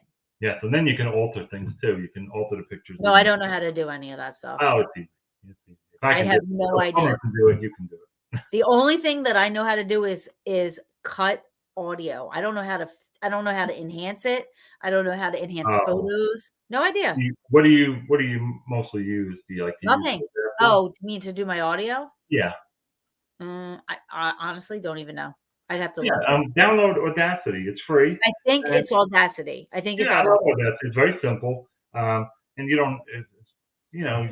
I don't like to alter too much of it. I like to keep it clean, but I like to just take certain things out of it. But I wouldn't even know what I was doing. I'm too afraid I'm going to ruin it and I'll lose it. So I don't even touch it. You're making a copy of it, so you're not actually affecting the original clip. So when you're working on it, you're working on a secondary clip. So. We're talking about me. Okay. I think we talked about this before we went live. My technical difficulties, it's just normal. Well, we'll teach you. Each one of us has a good background in different things. We can teach you. So no big deal. So Troy says, Troy Haney, Michael, have you ever investigated the Grand Old Lady Hotel in Balsam, North Carolina? Right. It used to be called the Balsam Inn. And I remember years ago when it first opened up, and then it was sold. And the owner, for some reason, I love the name of the Balsam Inn, Balsam Mountain Inn, and for some reason she changed the name. Uh, and now I see that there's a lot of people going there. Uh, I haven't personally, but a good friend of mine has years ago. They got some interesting things. But now that folks are coming in and trying to make things scary. I've seen a few advertisements recently with scary music and people running around the dark. And No. I hate to see that because it is a beautiful place and it is active, but you don't need to put scary music to it to find out that it's haunted. So, but it is, yeah. Anybody who gets a chance should go investigate. But I have not. I was going to, and the original owner, she was really nice, and then the second one was very. She wouldn't let any groups in. She said, "Well, if you come and investigate, you have to work with my in-house group, and you'll have to stay with them the whole time." And I said, "Forget it. I'm not Wait, interested." where was this? That was the Balsam Mountain Inn, which is now the Grand Old Lady. What's the name of it? Grand Old Lady Inn. It's here in North Carolina, and as soon as she said that, I wasn't interested because I've been doing this Yeah, for no, I agree. I agree. and I don't need to be babysat by You're a right. group. And Like, I can understand if she wanted one person that works that's there fine. to be One, with you guys, right? and just kind of hang out and, Yeah. but She just wanted us to work with them, and I was like, no, I don't. I've been doing this for 25 years. I said I'm not doing that. and you don't And know I did them. talk to You the don't group, know but them. they were, if they were nice and they were very cool, but they weren't. They were kind of anal. So I But was like, even if they were, you don't know them. You have the people that yeah, you work with for a reason. You right, trust them. You know how they investigate. You yeah, know that they're not going to be idiots. You know they're not going to mess anything up. I mean, that's the reason I feel like we come together, certain people that investigate together. There's reasons why you're pulled together, oh yeah. So And just I've like, investigated many hotels over the years, and that's one of my favorite things is hotels because I love to stay there. And then at 2 o'clock in the morning, I'll go wander. Um, One of my most favorite places to go is the 1927 Lake Lore Inn, and that's here in the North Carolina mountains. That's where they filmed a lot of the movie Dirty Dancing, and oh, you okay. would love it. And it's a beautiful, beautiful place. It overlooks the lake. Oh, It's so in it's a lake with the long thing where she's like, yeah, and it's in yes. Chimney Rock, North Oh, Carolina. me and Rob could And recreate that. yeah, and we've investigated many times. We actually went with Barry Fitzgerald and a few other folks years ago. We had a small conference there, and it was the best. We had the greatest time. And it was a whole weekend, and everybody was really cool. We had about 200 people, and it was the best. And now it's very quiet still, but they were very open to paranormal. And when I would go and go for a weekend to investigate, they would say, whatever you like, whatever you need, go wherever you like. And they gave me full permission to do that. Well, that's how Rolling Hills is. She says, as long as you don't provoke, go wherever right, you want. There's not just nowhere you provoking. can't go. Do I not want to provoke. communicate with what's there on their terms. Right. So provoking is just disrespectful. So Yeah. yeah, So she, some people do that, and that's their thing. But I'm in the service business, going into people's homes for the last 36 years. So I implement that with my investigating, and I stay very respectful of oh, I'm where 1000% with you for yeah, sure. wherever I am, because those spirits, that's their homes. That's where they've been for many years. So Um, that's how I treat them. So Tom Springer. Hi, Tom. I actually will be on Tom's show. Tom has a show. that's He's gonna be mad at me if I don't say this right. I think things I never learned in a school book, I believe. I So just saw that recently. Yeah, yeah. I thought So it was I'll be interesting. on his show Monday. Nice, Hi, awesome. Tom. I'll Thanks tune for in. checking in. Betsy Brown Williams, hi. And hi, Michael. Hello. Um, Bob Burnell, hi, everyone. Hey, Bob. My peach says definitely going to the Hoover House. Wow. Rich brings up Knickerbocker, which I've never been to, had a chance to, didn't go, would love to go.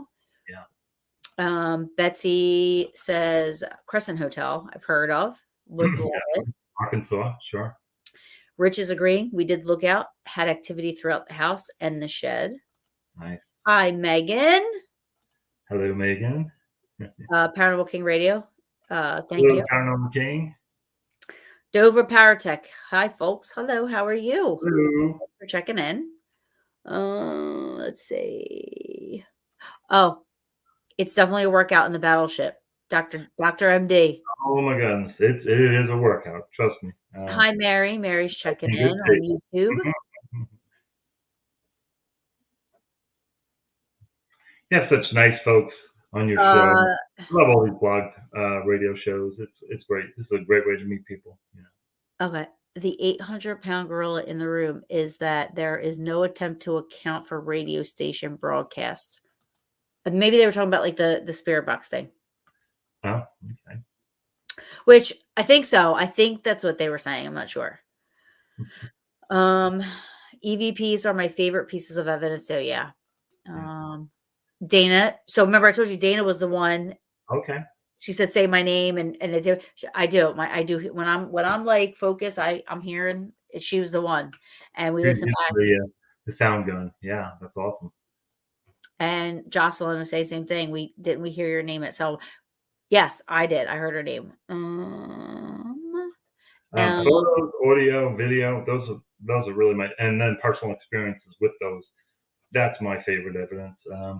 That's why like a K2 meter lighting up, that doesn't do anything for me because you really don't know what's affecting it. It could be a spirit, it could be natural energy, it could be a cell phone tower, it could be anything. right. But that's why I like I focus on really good evidence. That's Dover Paratech says microphone response range is also important too. Agreed. Yeah. Dana says, actually, yes. She even goes, I just heard Dana. So that was on the recording. Nice. Hi, Sean Babbitt. Thank you for joining us. Hey, Sean. He just joined me on BB3 TV, his show, which I'm trying to get him to be a guest, but he does conspiracies. Oh, love all that. Love that. I think he's going to have an awesome show. But I would love for him to come on. So when he can, he will. That's awesome. And then Jocelyn said, then we actually heard on the recorder afterwards. Yeah. That's the best. Yeah. That's the really great way to confirm something, to hear it with your ears and then actually to record it. When I used to do residential, I would put a recorder almost in every room and stretch them out because when I did get an EVP, I wanted to get it on 2 or 3 different recorders so I can actually gauge where the spirit was coming from as far as distance. And I love to use dual recorders. That's important because I want to have the stereo so I can tell if it's left or right. And I can pinpoint kind of in what area, what hallway the activity was coming from. Michael, I have like 12 recorders. And I put those babies out. And let me tell you how long I have to listen to that. Well, don't do 12, do 6, because 12 is too much. Oh, Rich is saying, hey, I know Lovey. He's talking about me because we talk about Gettysburg. Yeah. Gettysburg, that is. Yep. Yeah. Now, I started traveling around some other areas of Gettysburg. Like I went to York last time, which York is incredible. There's so much going on York. You went to York, and so I really I'm researching the whole state because I really do want to travel all across Pennsylvania now too. I'm actually looking for properties to maybe buy a summer place there. So in Gettysburg? Well, I don't know about Gettysburg, but I'm talking to all my friends that are all over Pennsylvania, and just to see what's out there. I definitely would love a historical home, and Michael. the deals that are out there right now are incredible. I know I'm getting. I'll like pay the electric bill or something. Like I mean, taxes. If you do Gettysburg, I'll pay the electric bill. It's a deal. Okay, everybody heard it. You're gonna pay the electric bill. Yeah, but I get to go there and stay there. Sure. I love it. I do have a place up in Tennessee. I have a small little farm that is haunted. You do? Yeah. And I've had it since and it is very active, but it's very quiet and very desolate up there. So I'm thinking about eventually selling it, and when I sell that, I'm looking possibly in Pennsylvania. Gettysburg. Okay. Gettysburg, Pennsylvania. Yeah, or Maryland.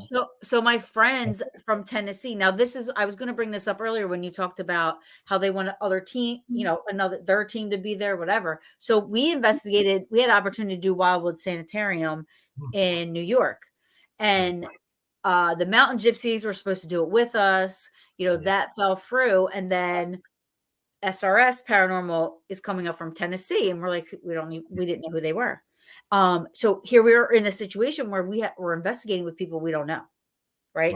And at first, you're like, okay, how's this going to go? What if they do things that I don't agree with? But wow, it was like to find out. it was like music put together, and Yeah. they honestly, like, we had such a great investigation that night and got so much evidence live on record, like all kinds of stuff. So watch actually wound up being a good but they're from Tennessee. That was my point. Nice. They're amazing. So I could always say, look, you guys should buy this for your home base. Yeah. And then you can just go, I'm going to buy this Gettysburg. Terrence will pay the electric bill. I'm going to buy this. Just hang out. That was where I was going with that. Yeah. Gambling God. My place has been active since even before I bought it. I went to look at the house, and it sits almost at the very top of the mountain. And I took some pictures, and I was thinking about it. I went home, I downloaded the pictures, and I was like, who the hell are those people in my pictures? And I actually captured a few apparitions. And I was like, wow. I wasn't even thinking that the place was haunted, and it was very haunted. That's awesome, because I only have one apparition in all the years that I've been investigating. Very active. It's when I'm there by myself, it's very quiet. But when I bring paranormal friends to come visit, place pops up, and they're like, "What the hell was that I just saw? Or who is that person in the corner?" So it is interesting. I think they're just tired of me. Gambling God says, do you think evidence caught on a thermal camera can be disputed? It depends on what you capture. If you capture or what you're using. Yeah, if you capture a full person moving like we did, and I have seen some other really great pieces of evidence where if you study and film yourself enough, you'll see that you're pure orange throughout thermal because it's showing our body temperature. And then if you get a figure next to you that's blue and it doesn't go beyond 40 or 50 degrees, I don't know. I'm going to say that I think that's pretty paranormal. We're using so many things in technology now that was from the military years ago, and that's what thermal and things like that, and the fire departments use them. I really can't say 100% one way or the other, but if you capture something really as an apparition, I'm gonna say it's pretty indisputable, Yeah, I remember one episode, Ghost Hunters. I don't remember what battleship they were on, but him and Jason and Grant were walking with the thermal, and there was literally, it looked like a male. He had like a hat with like an emblem, and he literally like looked them up and down. Yeah. Well, even in the Crescent Hotel that they went to years ago, they captured in the basement. They captured I remember that image of the person with the cap on, and you can tell. Oh, maybe that's what I'm talking about, because I think there was only one time that I saw it. In Arkansas. What was it? It's in Arkansas. That's where it is. The Crescent Hotel, which so that's where it was at. Yeah, okay, I thought it was a battleship for some reason. Years ago, and they did do the battleship North Carolina too. I think they captured something there. When you get an apparition and then you get it with thermal, I think it's really interesting because if you're a human, a living person, you're going to be 80, 86 degrees and up. And so it's going to show that temperature in orange and red. But the apparition that we captured that's in the Squire episode on Prime, it's so amazing because it's a woman, but the only thing that you see heat signature is her face and her chest, and the rest of her body is dark, and she's floating over the bar for about 30 seconds. So and so then you really wonder, like, why is just certain parts of her body pink hue, and then the rest is you can see her moving. So that's cool. That's why I think it's something that needs to be said. I wish a lot more groups would spend more time researching on video. Yeah, thermal video is so cool. Well, Dover Paratech seems to, this person, I don't know if this is just one person, I apologize, but thermal imagers measure temps from surfaces and objects. It can't see air temp. Air can't absorb or emit infrared radiation. But a spirit can. If you have an apparition in front of you, you're going to see it. And no, he's certainly right about that. And that's great. But a piece of furniture or countertop is not going to have any heat signature because it doesn't really, there is no heat to it. It's a solid object. So, but yeah, if you have an apparition and you're lucky enough to catch one on video with thermal, it's something great to study. So when you capture it, hey, everybody go out and capture first, then we'll all study it. But it's getting it. That's the hardest thing. Yeah. So I tell a lot of people, if you're starting out, you don't have to spend a lot of money. You can buy the small FLIR ones that plug into your phone, or they can plug into your tablet. We use a 10-inch tablet. So when we plug it in, we put it on a stand, and we actually keep it static, so it's not moving around. So if we capture something, it's solid and it's clear. If you're walking around with a tablet and all the colors are swirling, you're never going to be able to make sense of Right. So yeah, but I tell everybody, try that. Try the thermal. Sean Babbitt says, I've never done paranormal stuff either, but I used to watch Ghost Hunters. Like, Ghost Hunters to me, to this day, has remained, and I've always said this, not just because I had Jason Halls on my show. I've always said, I've argued with Kenny about it, that Ghost Hunters. Kenny who? That Ghost Hunters is the most, like, closest thing on TV, because it's TV, right? Like you said, the producers are going to do stuff, whatever. But Jason and Steven Tango and I know Shari now, but like they've never steered away from what they're doing as a paranormal group, kind of keep it real. They've never gone, every other show's like, oh, it's demon, get out. They want to kill you and rape your son, like leave. Everything is so, negative. Incredible. And, that's important to do that. They're great. I love the Kling brothers. I love what they do as far as experimental things. Yes. I remember years ago, the first episode, they were in some theater, and one of them got up on stage and was playing rockabilly music. And man, the meters and all the stuff was going crazy. I just like the different experiments they do. And Taps is great too. But Taps to me really started it for all these shows. And I grew up with In Search Of and all these other shows. So I think they did a great job with that. I hate the drama gets tied into it. I don't like that.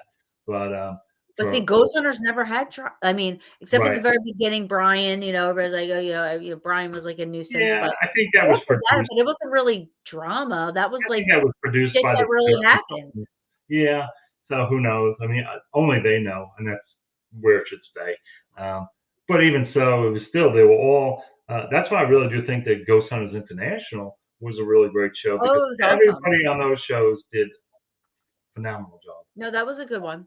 Yeah, I mean, they really did. They were going to such amazing locations per day, every few days, castles, and here we don't have those here in the States.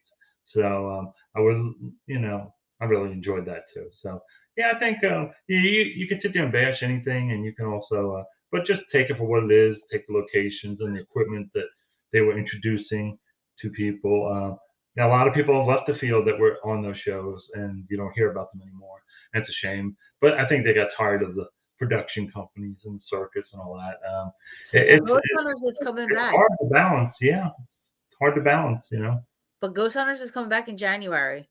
And it's the original team. I mean, it's Jason, except for Grant. It's Jason, Steve Tango, and Shari. And it's good. It's probably, and they're old. He said, he said it on my show. He's like, it's going to be like Ghost Hunters used to be, and people are going to love it. And it's true, because you need it. We need that. That's keep it simple and be real, and just. So Dover, I think, is saying that like a thermal imaging. Correct me if I'm wrong, if you're still watching, but they believe that can't be used for spirit. However, Gambling God makes a good point. So it would be better for cryptid investigation. And they agreed. It would be great. Dover ever captured an apparition with a thermal? That's what I always ask people. If they have? Yes. Oh. So he's asking if Dover's ever captured an apparition with the thermal camera. Right. Or most people that are shooting it down say can't do this, can't do that, are ones that have not captured an apparition. So ghost detectives, yes, I agree, Rich. Love them so much. I am a team event investigator / worker, I guess you could say. So whenever Ghost Detectives has an event where they're doing an investigation at a location, and they need help with the teams and they need help with, the event, I'm one of those people. Rich was actually a part of Ghost Detectives, and he's saying are probably the only group that has spent a whole week filming there and got nothing. Multiple other times in Tilly Pierce House, the orphanage, Jenny Wade, David Stewart Farm, and it was nonstop. I don't know what place. Oh, maybe Farnsworth, because when I went there, we stayed in the Sarah Black room, which is supposed to be the most haunted. Right. And I had cameras filming all night, everything. I had two weird things happen. Nothing that could be proven, although nothing that we do really can be 100% proven, I don't think. But yeah, I didn't have much of experience at Farnsworth. I mean, like I said, it's a beautiful place. Love it. And I don't discredit anybody that has had experiences there. Maybe that's just not my place. Like the Inner Lincoln Square and the spirits there just come to me. Like they just are very open and active and loud to me. But they don't work on demand, and they don't care if you come in with all your equipment and set it up. If you're not vibrating right, you're not the right person, and they don't want to communicate with you, they won't. They'll just sit there and watch you, and you won't get anything. And then there's other times that certain people will go in, and their approach is different, and they'll capture really great things. So it just depends on, really just depends on the person and timing. Sometimes sometimes you just get lucky and you capture something amazing. The Jenny Wade, I captured something amazing. Tilly Pierce, I've never been to, but I've had experiences at the Farnsworth, especially in the beer courtyard there, in the little beer garden. We've had some things, captured some crazy photos, and one of our investigators sitting there and got slapped in the side of his head while we were sitting there at the table by the tree. So, it's active. It's just spirits don't work on command, and no. they don't care if you bring in all your equipment and bring all your production companies, things like or that. You don't. To them, you have to be personal with them, and if they don't feel comfortable with you, then you're not going to get anything. I've worked with many people that have worked with me over the years, and they would not capture anything. And meanwhile, I would capture the same night 20 things, and they would capture nothing. So I think it comes down to your approach. And Scott 373 says Elwood House in DeKalb, Illinois won't allow investigations either. You'll get kicked out if they know you're even thinking about it. Yeah, that's just maybe. Hey guys, Nicole. Yeah. Hey guy. Our craft chick. I like it. Happy holidays, she says. Happy holidays. Dr. Don said, I want to do the same thing at Monticello. I haven't been there yet, though. I don't know what we were talking about when he... about the foot banging, when I was in the bedroom. Yeah, you just have to go and be respectful. And like I said, get permission, ask them, is it okay? Because you don't want to sit there and try and do things on the slide. Because then if they see that and they don't like it, they'll throw you out. And that's it. Then end of your tour. I just figure, why not ask? Be respectful. Me too. So Dover Paratech says that's when they get the EVPs during the tour. And that's so true. And then, like I said, you're not really paying attention you're just listening to what the person is telling you what's going on there, right? That's happened to me on many occasions. It's happened to me at Pennhurst, Eastern State. It's happened to me. Oh God. I actually, when I was looking for a house, I was walking through an 1800s house and I started to videotape because I was forgetting the houses that we looked at. I'm like, oh, which house had that one bathroom? Which one had that cool floor? So I was like, you know what? I'm just going to video while we're going through these houses. And I go to walk upstairs, but you had to open a door to go up the steps. So I open the door, I go up steps, and on my video here, close the door. But I didn't hear it. Yeah. When you least expect it, that's when you get really cool things. So when people do say, well, I went to these places and I didn't get anything, well, majority of the time, that's how it works. So it's better to go in small numbers. And like you said, it's hit or miss. It's hit or miss with a lot of things. Tours are great. We actually went and helped a good friend of mine, Marty from Black Raven Paranormal. He was doing Brushy Mountain Prison a few years ago when they just opened. They hadn't done any renovations yet, and they needed some extra help. So me and my friend Danny went, and on the tour, while they were giving us the tour, while it was still light out, I got some man yelling, saying "crack." He was screaming down the thing, "Crack, crack!" And I'm going, There's no way there. "Is he talking about his crack, or that he wants to smoke crack?" Or he wants some. But it was so crazy because we were all walking quietly, and all you hear is this voice echoing, saying, Wow. "Crack!" So, yeah, tours are an amazing thing. People say, "Oh, you don't catch it." Yeah, you do. Yeah, you gotta try. Gotta try everywhere you go. That's the best thing to do. Is but be Nicole, respectful. That's the thing.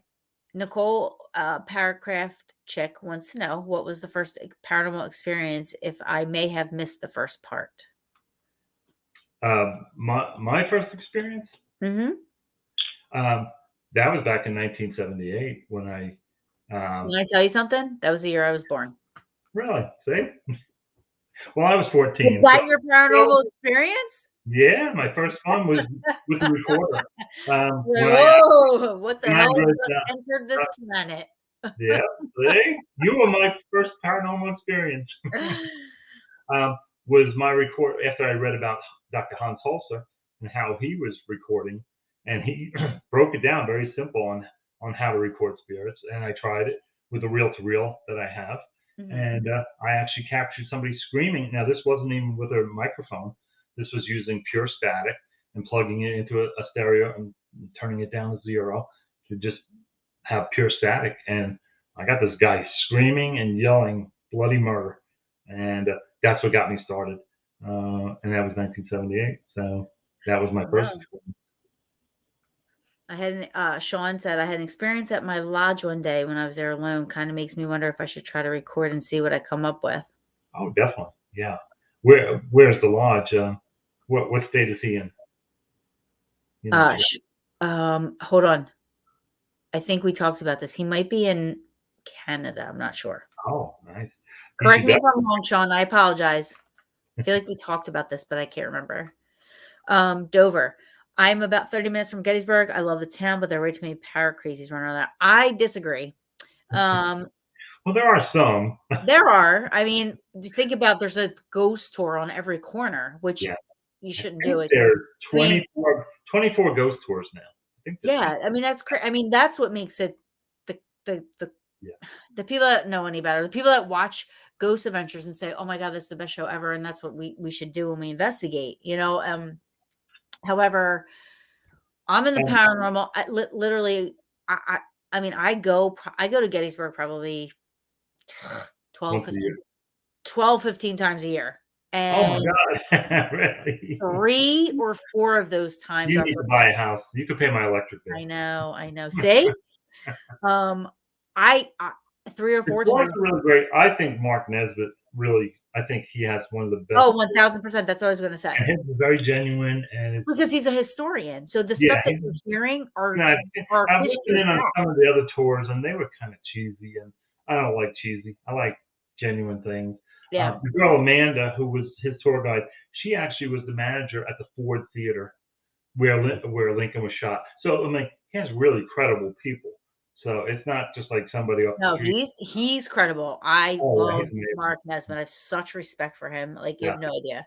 And so I tell people go on the tour, but pick a good tour, and if you want to learn the history and stuff. But I still think you should go out and just travel around and try different. Well, that's what I do. Like that's what I was gonna say. Like only 3 or 4 of my trips a year are paranormal related. The rest I'm there because that's my Calgon, my Xanax, my Zen, before I go postal, I better go to Gettysburg and relax. Yeah.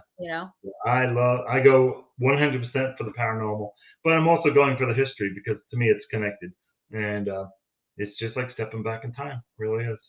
That's why I came up with Journey Through the Past. Lake Laurel Inn. Yes, that's what I was telling you. The Lake Laurel Inn. That's a place you should go visit. Go stay there, and it is haunted.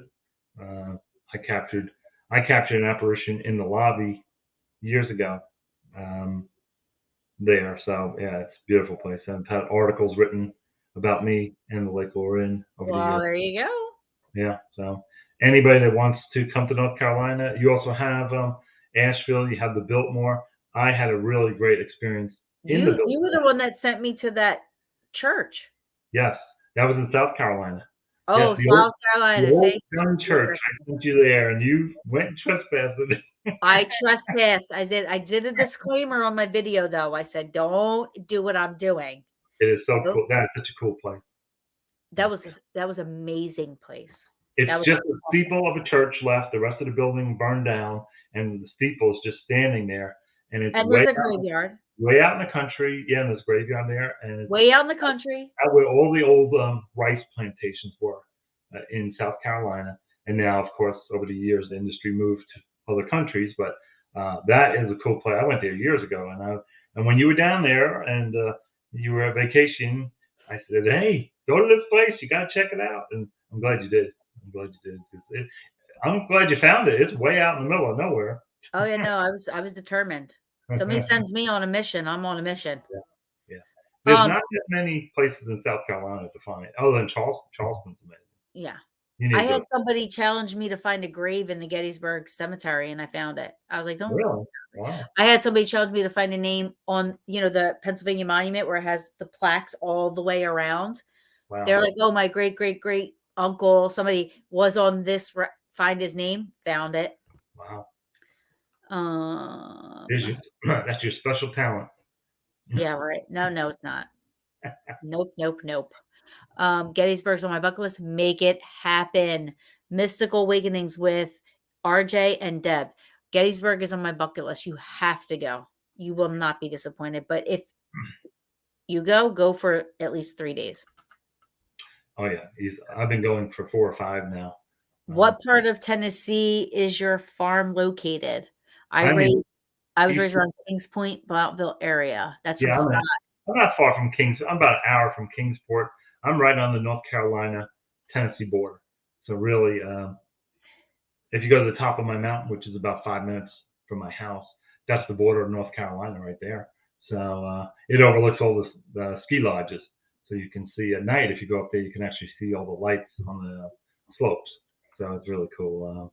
It's a really cool area. Eastern Tennessee. I got to go to Tennessee. I want to go to Tennessee for the moonshine. Just saying. Dana is complimenting me on my picture. Amazing capture. Ghost hunters. They also captured the woman in St. Augustine Lighthouse. I'm not sure. Loved In Search Of. I'm really behind. Sorry, Mark. Hey, Michael, I'm sorry. I'm very behind. Patricia. We must have been talking about ghost hunters because love ghost hunters. Now it seems it is more important to be certain characters like reality TV. Yeah, reality TV is nothing. Matt Rice. Hi, Matt. Thanks for joining us. Hey, Matt. Dr. Don says, I think thermal cameras can show spirits. I agree with Michael. Oh, they can. I've seen Has to do with the chemistry of the team, in my opinion. It wasn't right that week. Spirit News. BB3 TV, where we are live right now. They're saying hi. Hi, BB3. Bye, Peach. Love you. I'm in Florida, Taryn. Oh, he's in Florida. I got my answer. Okay. Sorry, Sean. I'm in Florida. Florida's got some great places. Yeah, there's so many places there. St. Augustine is amazing. Another great show. I love the history too long. Paranormal. Asheville seems like an amazing place. Maybe someday. Happy New Year. Happy New Year. Happy New Year. Asheville's amazing. Yeah. Rich says Roan Mountain. Yes, I'm right by Roan Mountain. Exactly. I'm about 20 minutes from Roan Mountain. That's beautiful up there. That's where the mountain gypsies were from too. And, yeah. And Miss Carmen, she's from that area. It's almost been 2 hours. Wow, you can really talk. I do this all the time. I'm sorry. Everybody's like, now all my future guests are like, it's only an hour, right? Because they're probably going on my page and seeing like the shows that are like longer than an hour. And I'm like, it is really only an hour. Like I promise you, it's only supposed to be an hour. But when you get to do a little editing, you can edit some out. things out. All right. So plug. Yes. Tell us your show, your website, where, everything. Tell me. Yes, well, please, everybody watch The Heritage Hunter's Journey Through the Past. It's on Prime Video right now. As of today, it's been on 3 months, and it's doing so well here in the United States and across in the UK. My next episode coming out will be in this next month. It's a very famous murder mystery from North Carolina mountains here in the 1800s. And so you can check that out. You can also find me on Facebook, Michael Chiana, Heritage Hunter Society. And I love to talk to people and share experiences. That's what it's all about. Love it. And I love you. Thank you so much for taking some time out and spending it with me. When are you going to Gettysburg? Tomorrow? Tomorrow. I'm coming with you. Yeah. I'll be there. I'll meet you. And then my next trip is probably going to be my birthday bar crawl. I go every year for my birthday bar crawl. So when is that? March 2nd. But it'll be either the weekend before or the weekend after. It has to be the weekend after. It has to be March. It can't be before. So it'll be whatever that weekend is after March 2nd. Awesome. Well, have a great time in Gettysburg and Happy New Year. Thanks again for having me on. Oh my God, thank you so much. No, I'm just so excited that you came on, and thank you so much. And you have a happy New Year. Thank you. You too. Take care, everybody. Thanks for joining us. Good night, Mike. Thank you. Good night. Thank you, everybody, for joining me. I know that went a lot longer than normal. I didn't even realize what time it is, so I apologize. Thank you all for joining me. I love you all so much. Next week, next week is my new year. So guess who I have coming on? April Busette, the psychic medium of housewife of New Jersey. I have April coming on with me next week. I said she's going to be blinging in the brew year. So that's what we're doing. We're blinging in the brew year. So I hope you guys join me. Booked out till March, every Wednesday, 7:30 p.m. Eastern time. Thank you all for joining me. Rich, I love you, and I'm so happy you were here. I missed you. So thank you. Thank you, Troy. Everybody that joined, thank you so much. And I will see you guys next week.